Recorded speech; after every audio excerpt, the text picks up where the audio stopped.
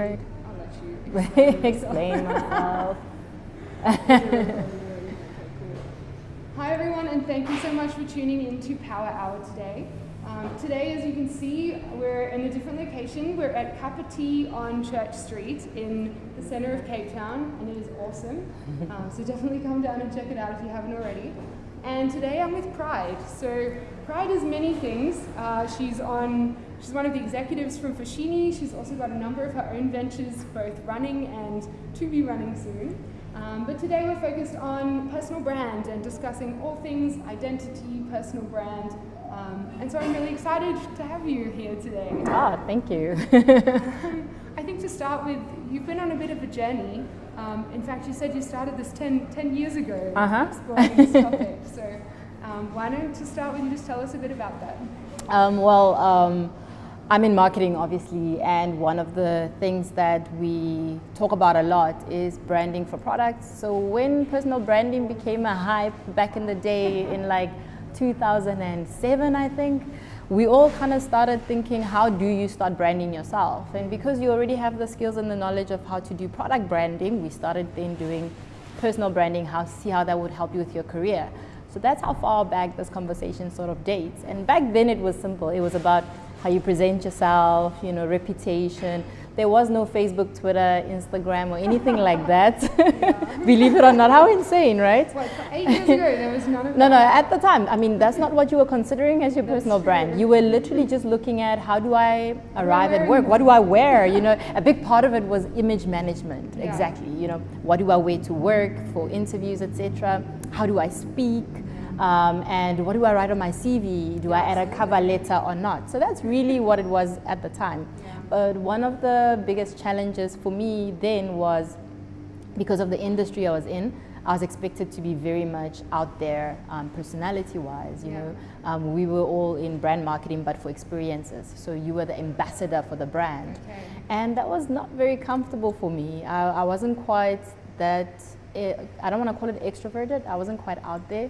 So as I wrote my personal brand, I was always very cautious not to sound, bold and loud and out there, even though that's what was expected. Yeah. So from then I kept asking myself, is this truly personal branding? Because it feels like there's a bit of authenticity lacking a little bit. And so I started kind of writing about the idea of your true personal brand based on who you truly are. Amazing. And so you weren't still in fashion back then? You were brand? No, I was in banking, which is so different, very formal. I wore suits, no sneakers. Oh, wow. So it was really different. And even in banking, it felt important to brand yourself correctly, mostly because I'm not in finance, I'm in marketing in a banking environment. Yeah. So how do you stand out?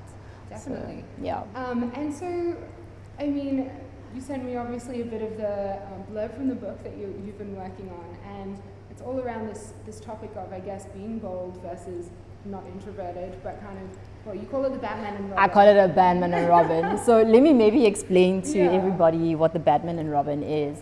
It's how the world looks at what they celebrate. The world, society, everybody celebrates Batman, which means you're expected to be out there saving the day. You're expected to be number one. It's what we tell children as they're growing up, be number one. Absolutely. And because everyone in society is conditioned that way, we start believing that this is what you should be. You should be out there, you should be number one, you should be saving the day, you should be the first one to speak or the last one to speak.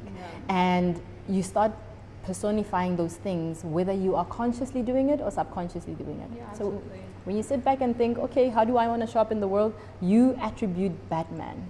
Now, there's a second side to that, which is who I call the Robins. And if you think about Batman and Robin, I used to read Batman and Robin all the time as a child. And I never read about Robin. There was never a topic about Robin. No, not at all. No, it's only recently, I think the Marvel movies, it was the first time I heard of Batman and Robin, and I thought, I knew there was a Robin, but I didn't know anything about him. And then, who is this Robin? And then you found out Batman didn't come up with the Batmobile, Robin did. Oh my gosh, exactly, Robin came up with that technology, thought up how to get through all the crime scenes, etc. Very meticulous and all the skill sets. So Robins are really the people behind the scenes. It doesn't mean they're introverts. It just means that they like quietly going along what they do and doing excellent work just like Batman would, except without the audience. Okay, amazing. Yeah. So the world doesn't quite, for me, celebrate Robin as much as they should. No, absolutely. I mean, in the movies or in real life. And so, I mean, you're right. The world is conditioning people from a young age to think, be competitive, be number one, be loud, be bold, be out there. What effect is that having on people who maybe aren't naturally Batmans, do you think? I think most Robins feel that they are possibly comfortable with who they are to themselves, right? But when they come out into the world, they force this habit of being out there, being number one, being louder than everyone, or having an opinion more than anyone. Even the idea of networking can be tiring for a Robin. And whenever I hear step-by-steps of how to build a brand, one of the things that comes up is, go out there, network all the time. Yeah. It's tiring. I just want to sit home and have my tea. You know, so someone who has Robin attributes is likely to start feeling and thinking that they should be out there. And they start limiting what they actually potentially could do, because they're using up all their time and energy on something that's not authentically them. Absolutely. So when they're thinking about their personal brand, they might want to write down, you know, I'm going to be Batman, but what they should actually consider is how truly great they could be without the Batman aspects of it. Definitely. And so how do you know if you are truly a Batman or truly a Robin? Because I guess all of us have a bit of both. Yes. It's kind of which one is your most comfortable nature. So if you are a Robin, I'd say, and you're operating like a Batman, you're out there, you're likely to find your career extremely exhausting. Okay. You're likely to find the many interactions it requires with people tiring as opposed to inspiring or energizing. Yeah. You're likely to almost feel as if it's a lot. You just want to retreat a little bit. It's not that you hate your job or you hate your career. It's just tiring. It's a tiring kind of way of getting to the top. When you're a Batman operating as a Robin, you're going to think nothing is enough. When you're in the background, when you should be in the forefront, when you should be on a stage, you're going to think this is not enough. I should be doing more. You're constantly going to not feel fulfilled. And that's because you're not living necessarily to your true potential. And so that's kind of from people that I've asked, as I was writing, I mean, I remember initially it was just friends and colleagues. Over time, it became friends, colleagues, strangers, and just about everybody else that I would meet, I would ask them the same questions. And you get the similar responses. By the way, Robins are not introverts. I think I said this before. It's a real thing. When I talk about it, you just think of this introverted person. No, it's just someone who simply has a different way of approaching the world. Okay. Yeah. Because I would say, I mean, from our encounters, I think you're quite extroverted, but you are a self-proclaimed Robin. So it is interesting to kind of split those two. Yeah, and I'm glad you mentioned me, because for me it's been quite a tussle, and it's kind of varied between what roles or jobs that I'm in, and it's also varied between what I'm expected to be perhaps at home as well. And so I've kind of tussled between the two, and I've realized that if I stay true to what I'm comfortable in, which is my Robin space, whenever I have to come out and speak, my confidence is more, because I have more energy, because I've reserved the energy when I've been operating as myself. So it doesn't feel out of place in any way. Yeah. And so I mean, you've worked for SAB and obviously now for Foschini and a bunch of other places. So how do you interact differently, or what's the response been? And I guess the transition as well when you wanted to own your Robin. So I remember this clearly at SAB. We did a phenomenal piece of work back in the day with my team, and there was a day we actually won an award and we had to go up on stage, right, and receive the award, and I didn't go up. And even though I led the project, I didn't stand up. And I think at the time it was the MD had to say my name twice and say, oh, is she not in the room? And eventually I was like, okay, I'm right here. And I got up and I went up on stage. So to anyone who knew me back then, they wouldn't have even anticipated that moment would ever happen, because normally when they see me, they just see the vibrancy and what I deliver daily. But that is really the moment where I had to make a decision in a way. So places like SAB actually taught me confidence, and they taught me to stand true to who I am. And then as I navigated the more challenging roles that I've had, perhaps in financial services, for example, that's where I got to exercise some of that confidence and see, is this working, is this not working? Right now where I am at Foschini, I am incredibly settled. I feel as if there's very little that I have to do every single morning in order to deliver my purpose. Because I feel like I found the sweet spot in terms of when I'm myself, when do I then have to rise up to the occasion? And that really works for me. And I've seen the response around me, you know, people gravitate to the work that I'm doing.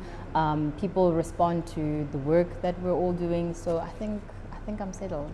Yeah. Amazing. Well, actually, I mean, you say that you know you're living your purpose, and that's, I think, something incredibly rare to hear and probably to say. So how did you define your purpose, and how do you kind of stay on track with that? Okay, I'm so going off topic. No, stay on topic. This is actually on topic. Earlier, I didn't tell you. Earlier, I said there's many ways to get to a personal brand, but to get to a purpose is different. Yeah. When Simon Sinek, I think you've heard of Simon Sinek, when he came up with the golden circle, the why, I just went hallelujah. Somebody's finally translating something that I've been feeling. Like, you hey, know, I was just like, yeah, you know, like mine's a triangle, but whatever. It's all good, you know. And how I think I came into living my purpose as opposed to finding it, because I think I always kind of felt it from a young age, which is I'm at my best when I've encouraged or when I've inspired someone to be their best self. So when I find someone who's found their why, that's when I'm at my best. And I feel inspired to do that, and I tirelessly can do that because I have capacity for that I don't have to bring myself. It's almost like a gift that I feel is given to me. Amazing. And I've comfortably lived in that. I just didn't know that was my purpose, because I thought my purpose has to be something tangible, like or something related to your job. Or relation to my job, or something to do with charity or something. Because when we grow up, that's what we're told. We're told, you know, go do something that will help the world. So you automatically think, you know, start an NGO, but that's not it at all.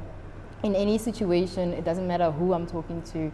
When someone finds their way to their why, then I feel that I've contributed in some way, or I've delivered the gift as it's given to me. So that's really what it is.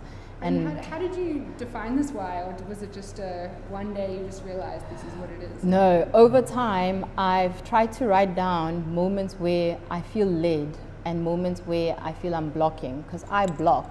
Okay. Because I'm a fixer, I tend to block what's in front of me and try and fix it and fiddle with it. Okay. But when I let go and I actually listen more intently and I only contribute when I'm led to, I've written down those moments, and not to be more ethereal, to be more practical, I've literally said, where were the jobs where I felt the most comfortable? Because we all refer to our careers when we think of our purpose. We never think of home things, right? So I wrote down, where have I felt comfortable? The other thing that I did was I wrote down my history. So I'm going to encourage everyone to do this. Write down your autobiography. Gosh. I know you don't think you're young enough or you haven't achieved anything. Write your autobiography. So start from the beginning. Start from Pride was born on. Write it down. Okay. And write down every chapter as if it's a year if you have to. It's going to feel like a long process. Yeah. But when you read back on that autobiography, in there you'll be able to easily map the moments where you've been truly fulfilled, and in there your purpose lies. Wow, that's amazing, and I've never heard anyone say that before. Yep, I wrote mine, the first time I wrote it, it took me 4 months. Okay. Yeah.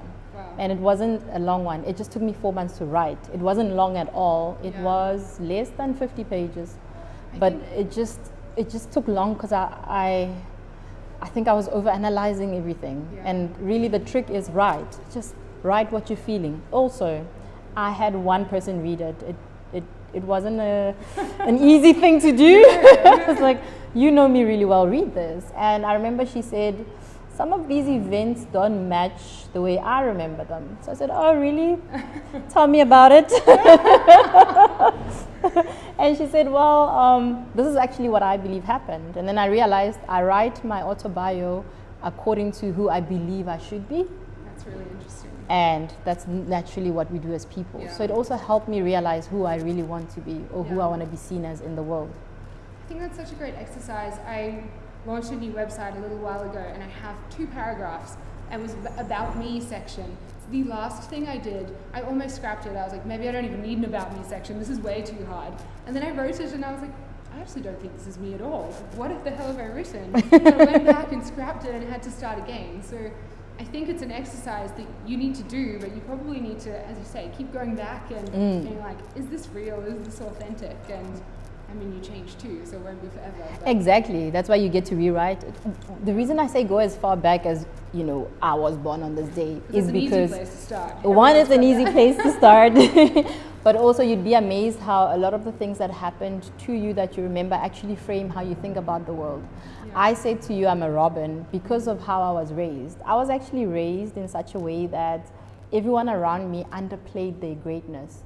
Not because they were humble, it was just a way of life. Everybody in my family is super incredible, but they just played it cool, Okay. So I thought the thing to do is to play it cool. Yeah, well, you do that. Yeah, but sometimes that playing cool became stay in the background too far, that when it's time to actually deliver on your purpose, you don't actually step forward. Okay. And so writing the story that far back helped me realize this framing is not mine. It came along with the package. I need to reframe it. Yeah, it's like a really good exercise in self-discovery. That's it. Absolutely. And then at the end, your brand comes out of that. You're like, oh, okay, cool. I actually like that. Great. Write it down. I belong in a place where people do X, Y, and Z. Great. Write it down. Okay. And then, I love to travel. That's a big part of it. Write it down. It's important. Okay. Yeah. So I'm quite an analytical person. Yes. So all of this is nice, and I'm like, cool, I think I'm maybe a Batman, but like, what do I do with that information? Or how do I turn that into something that's kind of actionable for me? Which is probably Batman, like coming out in itself. How do I take off your cape?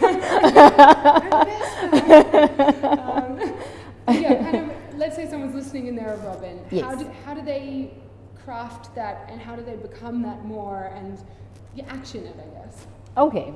So, let me frame it differently for both sides. I think the first thing is you're not going to wake up and go, I'm a Robin or I'm a Batman. So do the autobio for yourself.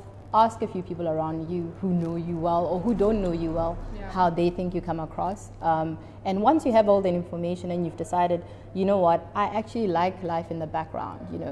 Earlier I was saying we all read about Steve Jobs. Yeah. We never necessarily knew about Wozniak. But if you are Wozniak, just go, okay, what are the things that I bring to the table? Yeah. Note those down. That's a real analytical story that you do need to put down. Yeah. And then say, how do I like to bring them forward? How do I like to deliver things? How do I like to show up at work? Do I like presenting even as a thing? Because it's expected in so many places, but it's not for everybody, right? Right? How you want to appear. And then go ahead and say, am I in the right place? Okay. Where I am in my life right now. Am I in a position to deliver these things in the style optimally in order to change the world? Yeah. And this is all said assuming you already know what your why is. But if you don't know what your why is, go back to that exercise first and say, why am I doing all these things? Yeah. Why is it important for these things to happen? Yeah. So 2 fairly easy challenges we're giving people today. Just write your why and a bio. Take 4 months to 6. You should be okay. No, it's not that bad.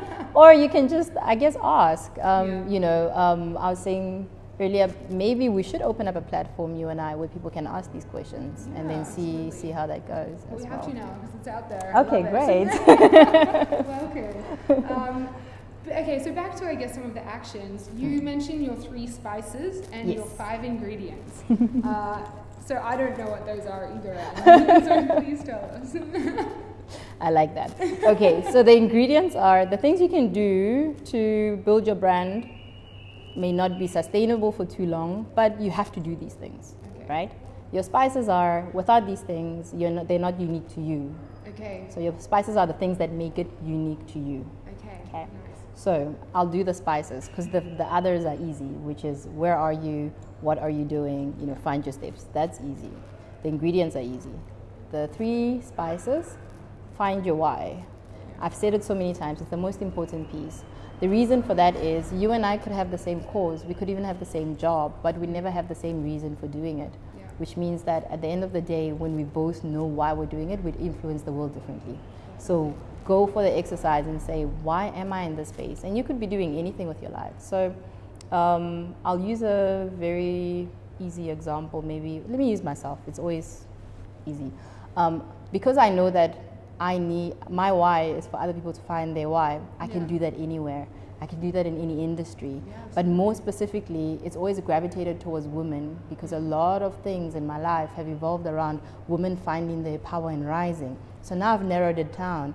I need to work with people, organizations, and brands that inspire women to find their place in the world. So that is how you find your why. So that's how you translate it. Great. So then, in a way, you have your first spice. Then, once you found your why, I'm going to check my list. Oh, I love it. Well, while you're doing that though, because actually Foschini, you were telling me the other day, is Yes. building the all-female economy. So Yeah. where you are at the moment, and you have that Future is Female campaign, which obviously us as future females absolutely love and align with. So, I mean, your why is like resonating out through your organization as much as it is from yourself. So. And the thing is, when you're so clear and you do find the right brand, there's very little you need to do because the rest flows through you. So it's Yeah. really good.